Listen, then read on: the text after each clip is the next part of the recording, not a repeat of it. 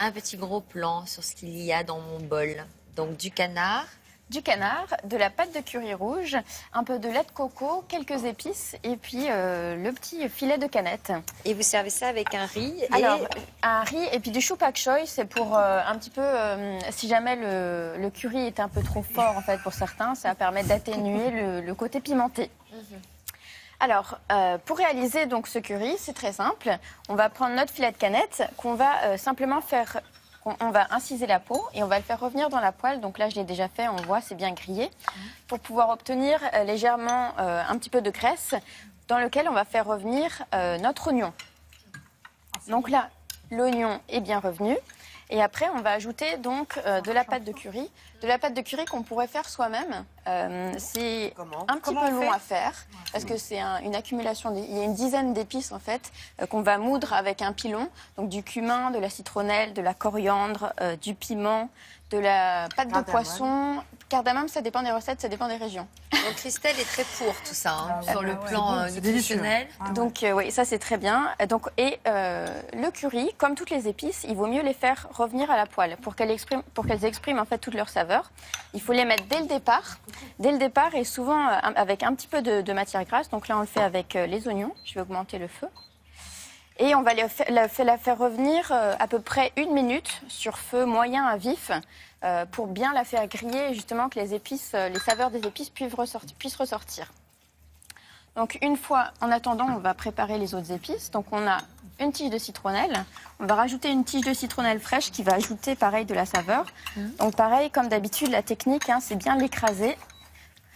Et les propriétés, Christelle, de toutes ces épices pour la santé? Très antioxydantes, propriétés anti-cancer, intéressantes pour les maladies cardiovasculaires. Bref, plus on va vers ça, moins on va vers la mauvaise bouffe, quoi. Voilà. Donc vraiment super. Et en plus, c'est délicieux. Oui. Merci. La citronnelle, à la trouver, c'est un peu compliqué, par contre. Par contre, faut trouver la citronnelle fraîche, de plus en plus. Oui, maintenant on en trouve un petit peu partout, donc voilà. Après, ce que je mets aussi, donc ici je mets de la citronnelle fraîche. Je mets aussi quelque chose qu'on trouve essentiellement dans les épiceries asiatiques qui sont généralement congelées. Donc c'est des feuilles de citron qui sont, si vous voulez sentir, qui sentent très bon et qui ajoutent beaucoup de saveur au curry. Des feuilles de citronnier? C'est des feuilles de citron, oui. Il y a souvent, c'est en anglais en fait sur les paquets, donc c'est lime leaves. Et ça donne beaucoup de goût au curry, surtout quand on le fait revenir un petit peu à la poêle. Donc on en met 5. Après on va rajouter un petit peu de bouillon. Donc du bouillon de légumes ou du bouillon de volaille, peu importe. Un petit peu de sauce poisson. En fait, ça, c'est la recette de base du curry. Ça va avec tout. On pourrait tout mettre, du poulet, Oui, on peut mettre du poulet, on peut mettre des crevettes, par exemple. C'est très bon, avec des crevettes. C'est toujours la même base. C'est toujours à peu près la même base. Après, il y a certains currys qui vont plus de sauce poisson, non? C'est par rapport à la quantité de lait de coco, ça va. Non, mais je ne savais pas qu'on mettait de la sauce poisson. De la sauce poisson, oui.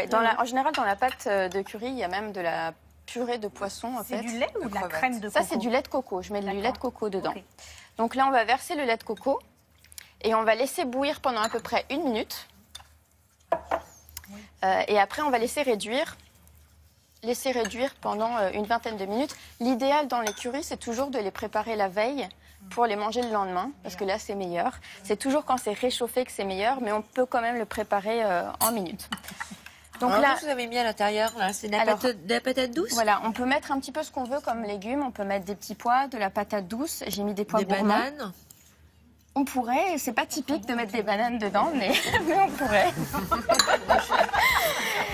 Et en dernière minute, donc on va trancher notre filet de canette et on va le rajouter à l'intérieur pour le réchauffer et puis pour le servir, donc du coup avec le riz et le chou pak choi. Délicieux, on s'est régalé avec toutes ces recettes à base de canard que vous retrouverez sur notre site internet. Merci de votre fidélité. On se retrouve lundi. Moi, je vous retrouve tout à l'heure à 14h dans 1001 vies. Bonne journée. Thierry Beccaro dans un instant. Bon appétit, mesdames. Et merci beaucoup. Au revoir.